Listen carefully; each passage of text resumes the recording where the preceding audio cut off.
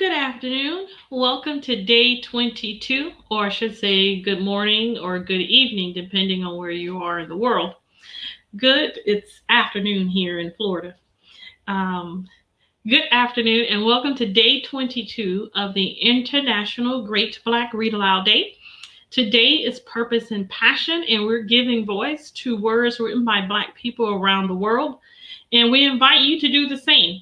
If you have something that you like to share with the world, then we invite you to do it. Grab that book that has transformed your life or in the midst of transforming your life. In terms of purpose and passion, read aloud, share it, and let the world know. Encourage somebody else. And so today, our selection today comes from Successful Women Think Differently. You can see that. I guess I should go that way. By Valorie Burton. And we're going to read just a couple passages out of Successful Women Think Differently. Take a 360-degree look. So far, when it comes to your strengths, we've talked about the strengths you see in yourself. But the truth is that you probably have a blind spot. Strengths often come so naturally that you don't even realize their significance or how often you use them. This is why it is important to enlist the help of others to get a better assessment of your strengths. After all, it is often others who benefit the most from the use of your strengths. Remember, your mission and purpose in life, while it may be enjoyable and fulfilling for you, is all about making a difference for others. The true impact of your strengths is often experienced by others in ways that are deeply profound. When I conduct resilience workshops, I often do an exercise called a positive introduction. It immediately breaks the ice and helps participants connect quickly, deeply, and heart to heart. In a small group of 3 or 4 people, each person is asked to share a pivotal moment in which they had to dig deep to unearth courage, creativity, or strength to conquer a challenge. They are then asked to explain how they became better as a result of the experience. Each person is given just a few minutes to share. Later, I ask the group mates to reflect back on each person who shared, listing what strengths they observed from the positive introduction. The experience of hearing others acknowledge their strength is often quite profound for the recipient of such praise. During one session, after listening in on a participant's positive introduction, I asked her to come forward and share her pivotal moment with the group. We'll call her Jennifer. Succinctly and quickly, Jennifer described her passion for helping people find hope in the face of setbacks and disappointments. Her passion was born of pain.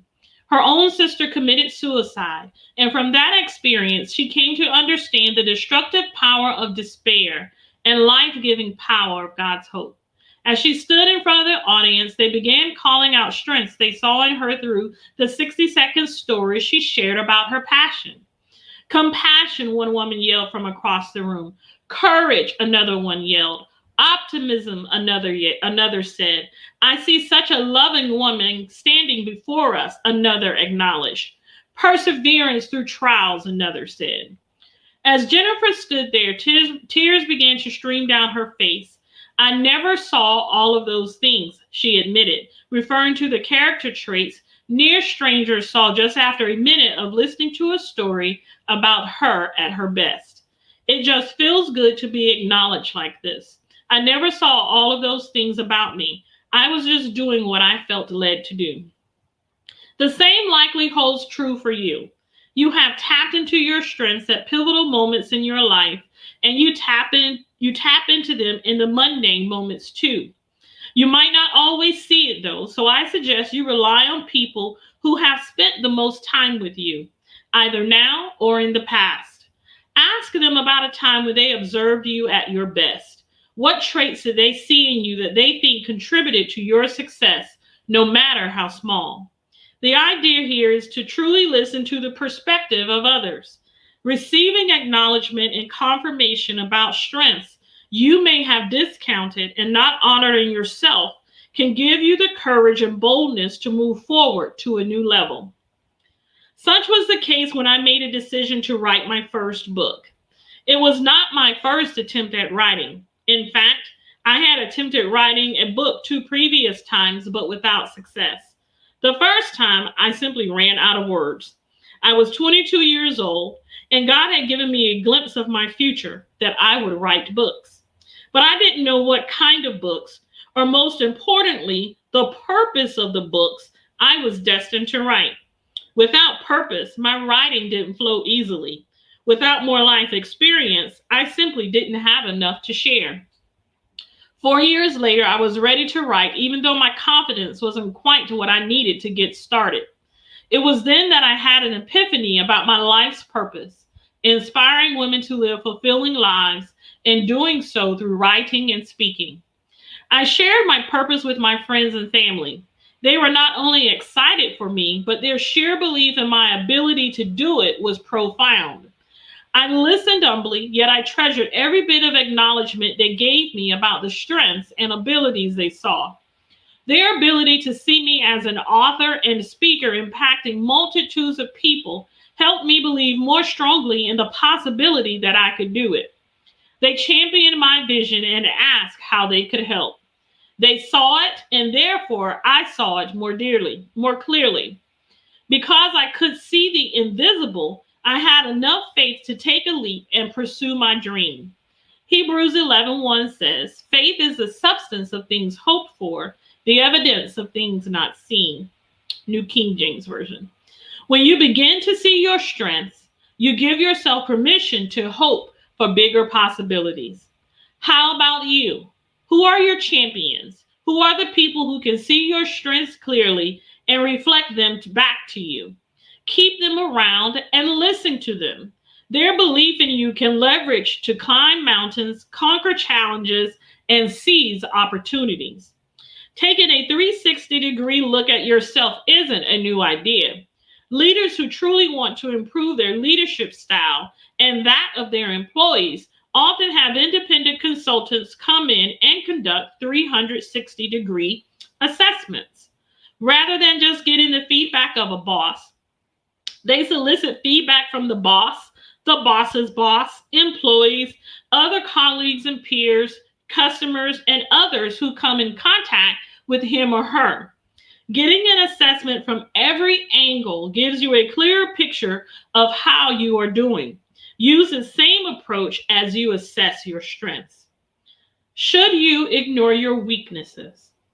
Acknowledging and leveraging your strengths does not necessarily mean you should pretend your weaknesses don't exist. Quite the contrary. It is actually your awareness that your weaknesses exist that helps you determine how best to use your strengths. In other words, you should directly engage your strengths to overcome your weaknesses. Studies show, for example, that helping students build on their strengths yields tremendous improvements in their grades. Helping them overcome weaknesses also yields improvements, just not nearly as drastic. The most destructive approach is to do neither. Students who are not given any feedback show virtually no improvements over time and often decline in their academic performance. Likewise, workers who feel ignored by their employer are at the greatest risk for becoming disengaged from their jobs. The bottom line, focusing on weaknesses is a much less effective tool than focusing on strengths. But ignoring your performance and opportunities for growth altogether is destructive. This bit of knowledge is powerful for your own personal growth, but also for developing a leadership style, whether at work, in your community, or with your children, that empowers those you lead. And we will read from this section, The Power of Sticking to It. The passion for stretching yourself and sticking to it, even or especially when it's not going well, is the hallmark of the growth mindset. Dr. Carol Dweck explains in her book, Mindset. So what's your mindset when it comes to the most important goal in your life? Are you passionate and relentless? Do you take steps toward it every day? Every single day? passion certainly fuels perseverance, and discipline often requires that stick-to-it spirit. For a fortunate few, discipline and self-control come more naturally. In fact, it can be a signature strength. But for most of us, it requires a serious commitment of effort. Many people for whom success is elusive brush off their failure by insisting that successful people never feel fear, are immensely talented, or naturally lucky. Nothing could be further from the truth. Successful women feel fear, but through a growth mindset, they learn to move forward in spite of their fears. Many successful women are quite talented, but not any more so than a whole lot of other less successful women. But they continually hone their skills. They are not afraid to shed light on areas where they could improve. They practice with great discipline the skills they need in order to move forward. They make decisions and stick with them through faith and perseverance. They encounter luck, but they usually don't call it that. They know that when opportunity strikes, the only way to be lucky is to be prepared, and preparation takes discipline. The key to developing self-control is to remember that it is like a muscle. You build it up over time. When you first begin exercising it, it won't feel fun. It will hurt. You won't feel like doing it again the next day because your muscles are sore. Since self-control is like a muscle, you must remember that it is a very limited resource and it can become fatigued. When practiced in challenging but not overwhelming doses, the muscle becomes strengthened. We could not be happy. This is goal setting. We could not be happy without setting ourselves goals, says economist Richard Layard in his book, Happiness, Lessons from a New Science. Prod any happy person and you will find a project. This is a wonderful revelation. It goes back to what we discussed early in the book. Success is a harmony of service, happiness, and achievement. Goal setting falls in the achievement category. Happily successful women set inspired goals and move toward them. They intuitively set goals that tap into their strengths, curiosity, and purpose. They know that the best kinds of goals are divinely inspired. Those are the goals that they were meant to accomplish, the goals that will teach them the most and develop them fully into the women they were meant to be, and the goals that will flow most easily because they will be helped along by God Himself, who often orchestrates opportunities and connections they alone simply could not. Happily successful women don't set goals, write them down, and then stuff them in a drawer. They get busy taking action that will bring the goals to pass. If you have ever known that depressed feeling of being stuck without a clear vision for where you are going, you've experienced the boost in energy that comes when you engage in a meaningful new project. It is summed up best in Proverbs 29:18, where there is no vision, the people perish. In other words, they die. Inspired goals and the achievement of them give you life. You'll know an inspired goal by whether you feel led by it rather than dragged by it. When you are led, you move forward naturally. Even if you procrastinate on it, you can't let it go. When you don't move towards it, you are frustrated with yourself. If the goal isn't inspired, it feels like a burden. You would be relieved to let it go. It doesn't tap into your strengths or fulfill your purpose. It may be impressive. It may be what someone else wants you to do, but it's not truly yours. It's a goal, just not the right goal for you. Stretch beyond your comfort zone. Some goals we shy away because they feel too hard. You can convince yourself that you don't have what it takes, and therefore there's no use attempting it. Sometimes that's true. There are some goals for which we have no talent whatsoever or not enough talent to go after it. For example, I'm not a particularly technical person.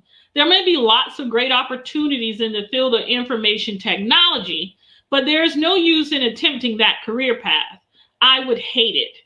And frankly, I'd be really bad at it. It's not my passion or purpose. So to be clear, some goals feel too hard and you shouldn't bother with them because they fall outside of your purpose. You have no passion for it. Without purpose or passion, it's difficult to persevere. I have several goals, but one in particular feels like a real stretch. I've always been in awe of distance runners. Even while on the track team in high school, I hated doing the 1 mile warm up.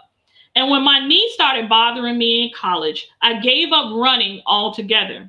And I wasn't the least bit sad about it. But in 2009, I began running for the first time in years. I couldn't believe it. It became my solace, a place to clear my mind and stretch beyond my comfort zone. It also became a metaphor for my life. The more I ran, the more confident I became in my ability to stretch myself and do other things that required discipline. Now, there's an idea rolling around in my mind that I cannot seem to escape: running a half marathon this year. So I'm going to go for it. I've been training for the 13.1 mile run. This week, I'm creating a vision board to keep me inspired and excited about all of my goals for the year, especially this one. And we conclude with 9 ways to stick with your goals.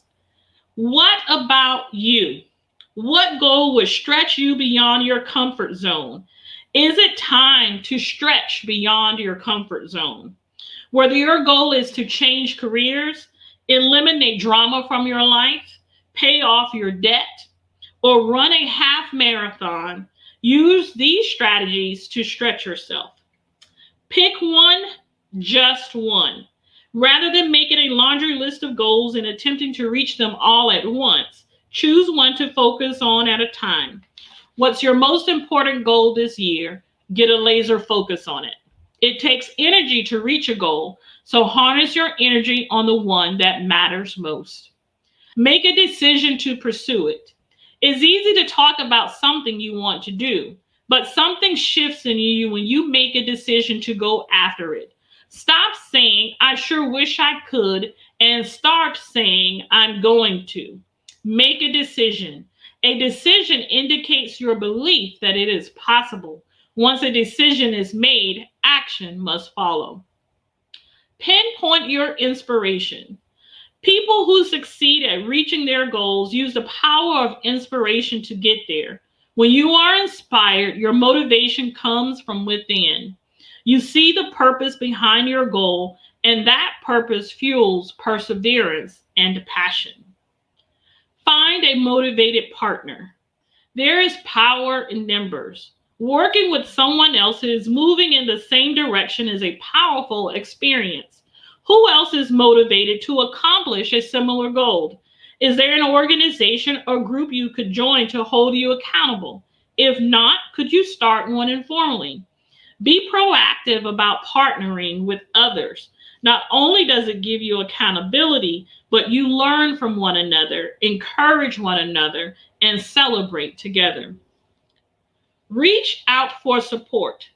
You don't need to reinvent the wheel to accomplish your goal. There is someone out there who has done this before or knows someone who has. And if there isn't anyone you know, I bet there's a book on it. Create a vision board. Keep your goal in front of you. When you can see the invisible, you can do the impossible, T.D. Jakes once said. Create a visually inspiring spot that reminds you of where you are headed and what it will feel like to reach that goal. Look at it often. Imagine yourself blasting through obstacles and reaching your destination. Expect a challenge and determine to keep pressing forward. Be ready for some obstacles.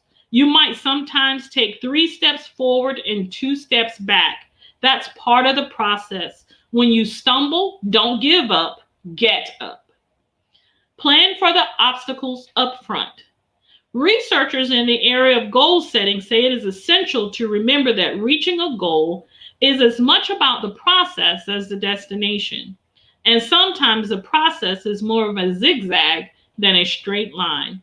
Remember that there is often more to learn from failure than success. So when your journey to the goal line meets a hurdle, don't stop. Jump. Keep pressing on. The finish line lies just ahead. Reward and recharge after each milestone. Research also shows that our energy can become depleted after exerting a great deal of effort towards a goal. Giving yourself time to refuel before charging ahead is sometimes the smartest move you can make. Think of your journey like a long road trip. If you drive indefinitely without an oil change or refueling, you'll burn out and run out of fuel. As you reach milestones along your journey, give yourself a break. Celebrate with rewards. You'll get to your destination soon enough, so enjoy the journey. We have read today our selection, purpose, and passion. We have read from Valorie Burton's Successful Women Think Differently. And I think although it's titled Successful Women Think Differently, we can also say that successful men think differently too. And also boys and girls. And if you heard us on Parenting and Raising Children Day, and we read from Mama Rock's Rules, she talks about setting goals for your children as well, and that it gives them something to focus on. And we do the same thing. It never ends, even in adulting. You got to set some goals and have some passion and some purpose, and then choose to persevere. And we are excited. We're on day 22, y'all. Day 22 of the International Great Black Read Aloud Day. And I guess I was so busy to start, I forgot to put the brand up there. And so we want to remind you that we're reading aloud all month, and we'll read aloud different times throughout the year as well.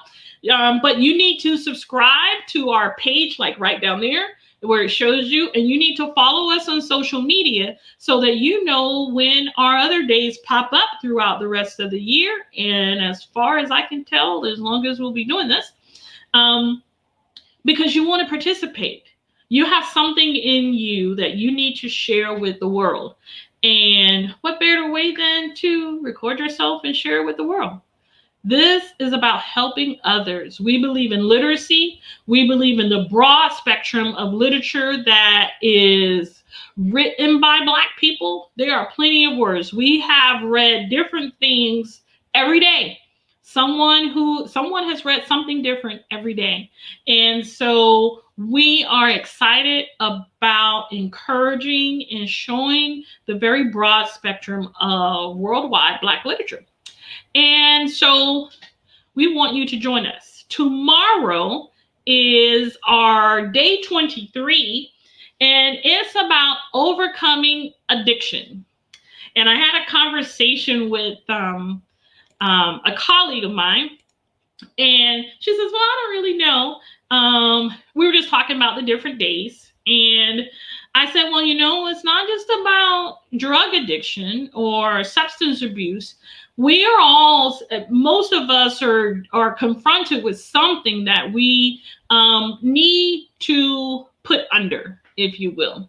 And so some people are addicted to power. Some people are addicted to being controlling. Other people are addicted to, pursuing money. Other people are addicted to being depressed. There are many things. Other people are addicted to food. Other people are addicted to sugar. There are all lots of different things in which we can find that we may need to decide that we need to overcome. And so tomorrow we are talking about overcoming addiction. And we want you to join us. We want you to read aloud because it is the International Great Black Read Aloud Day. Today has been purpose and passion. And we'll see you tomorrow for day 23. Have a good afternoon, rest of the day, good morning, wherever you may be in the world. All right. Bye-bye.